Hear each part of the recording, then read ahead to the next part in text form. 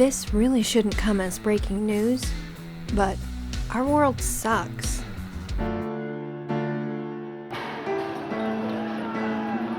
The systemic toxicity in human culture is coming into sharp relief in 2020, especially here in the States. But let's get real. The societal problems of our day really go back generations. Hundreds of them. Humans have an exquisite capacity for cruelty and apathy toward each other, toward our fellow mammals, toward all of creation.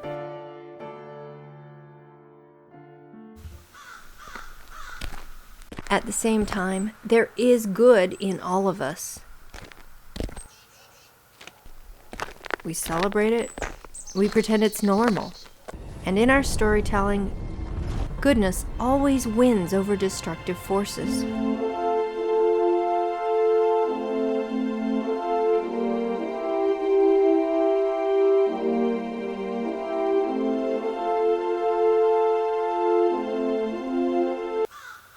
But in my real life, I have not ultimately seen the good in humans outweigh the bad. You could argue I've got an overdeveloped trauma response, but I've earned every ounce of it. And I have fought it. I've railed against it. But I just keep losing. Let me back up for some context. I did not quite enter this world in the natural way.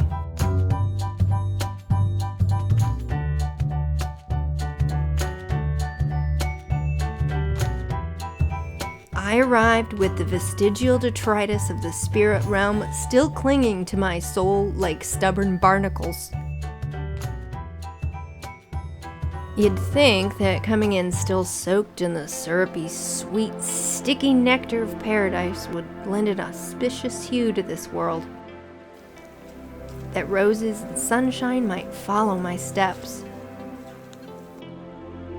You would think this would have, should have, made me a special child.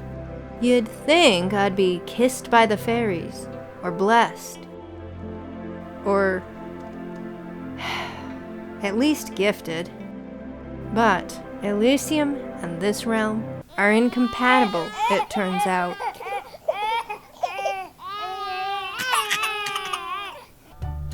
I didn't ground properly at birth. I failed to plant my roots in the coarse soil of the human world. When the veil came down, as it does for infants, it came late and thin and inadequate for the stubbornness of my memory. In truth, it is a great deficit for a child to remember what bliss lives in other realms. The cognitive dissonance between what should be and what is so jagged it causes trauma. Gnarly, unhealing wounds in the psyche. Even all these decades and all this shadow work later, the world I live in and the world I was designed for are at impossible odds. I think this is true for all of us, and many have a homesickness we just can't quite name. But here we are, in a place of brutal exclusion, when our native home is love.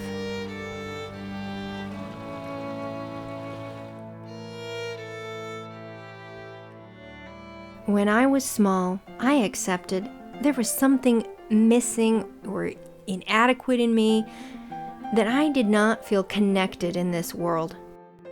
I accepted that it was my responsibility to learn to fit in somehow, somewhere. So I have spent so much of my life in the pursuit of a fit. Across the years and spaces, my efforts to find a place, a purpose in humanity, became a quest. I was always searching for the right people, the right community, the right career, the right religion, the right path to put me in line with those who would recognize me as one of their own.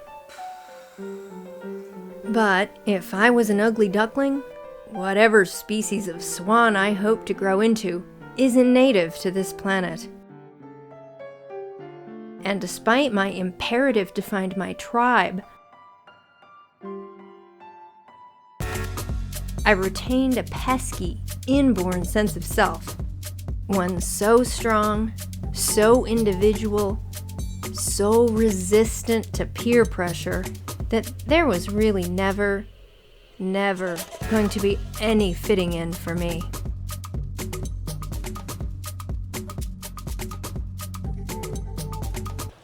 The gulf between myself and this world is just too great.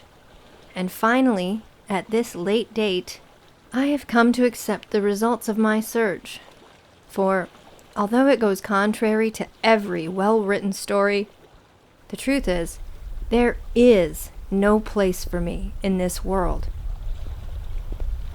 And after surveying so much of this life, I'm no longer sure I would want there to be a place for me in it, if I'm being honest.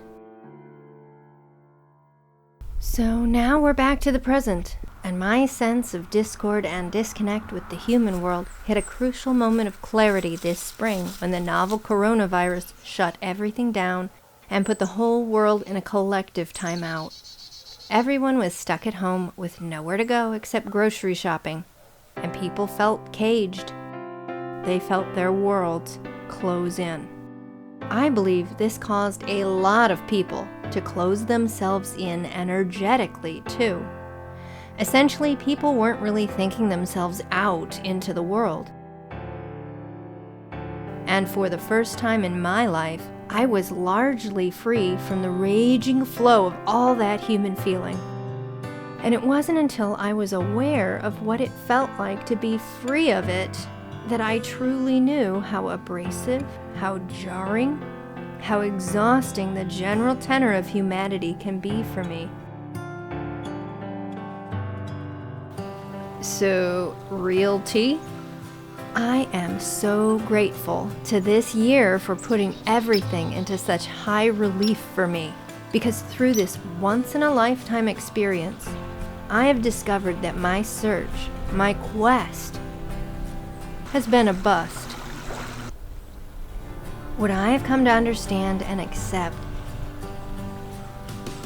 is that there is no place for me within the human world and its accompanying ocean of pain and suffering.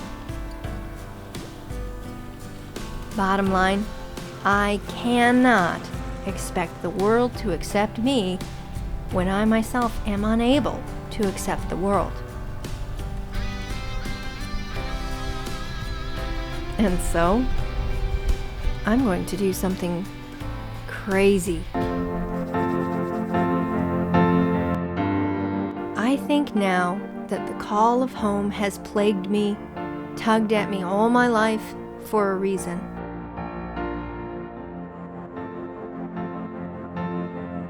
That is where I belong, and there's no reason to fight it. In truth, it's where we all belong. My struggle of decades has been fruitless. It has brought me pain, exhaustion, failure, and an agony in my heart that will not subside. In short, the quest to find a place for myself has been in vain. For me, that way lies madness, and so I refuse. No more. I reject it all. I am done. Instead, I need to find a way to embrace the reality in my heart and my mind, the fuzzy but persistent memory of a sacred realm, and bring the light here.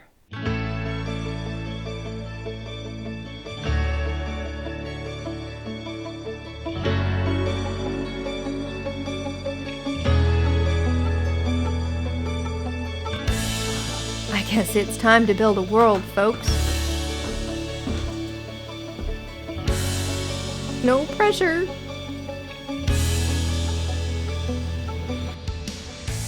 From this moment on, and perhaps for the rest of my life, my mission, my first purpose, is to just let the human cacophony be, and instead focus my energy, my passion, on building my world here. Of course, I have no plan yet. My world is most present to me as a feeling, a foggy memory of paradise. But I can define the tenor of that feeling. It is the embrace of love, the higher love, the vibration of creation and all kind things. I guess what I am saying is that I am actually undertaking the task of establishing heaven on earth, planting the Elysium fields.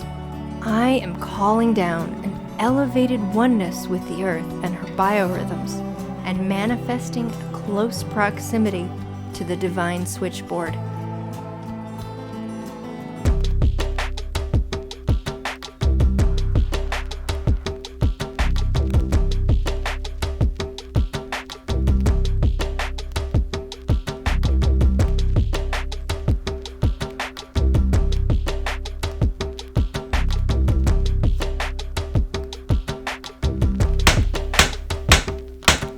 Now, I have no grandiose expectations of being largely successful, but that's not what matters.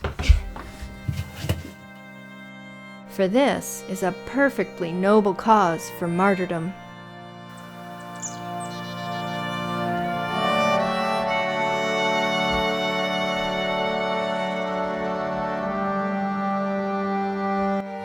Looking at my own smaller picture, for my own well-being, I must live in a space insulated from the struggle and the madness of an adolescent apex species that refuses adult supervision.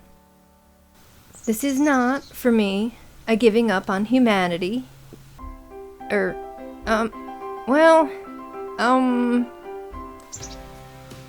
Not ultimately.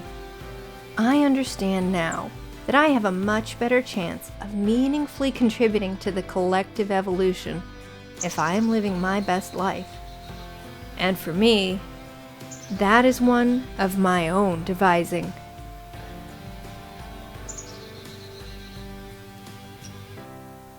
Okay, reality check. Current resource flow necessitates that I start small. As I transform my immediate environment, my home and property. It's a small circumference, but it's a start. I have, until now, delayed improvements waiting for costly structural repairs. A logical course. But no more. Paint is coming. Appropriate furnishings and decor will be thrifted. And I am implementing a new spirit of sanctuary and abundance for the wild denizens of my yard. And I am constructing for myself the tactile sense, sensuality, and peace of the world I left behind so long ago.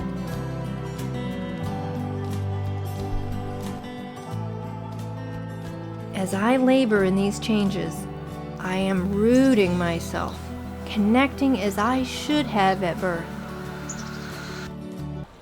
But importantly, I'm not rooting into the human realm.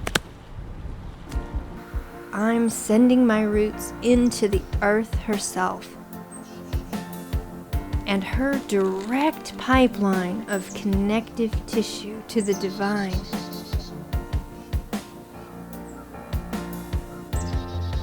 I don't know yet where this new driving force of manifestation will take me.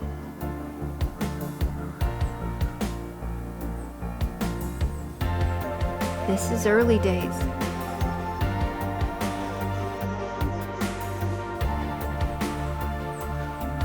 I just know it's pointing me home.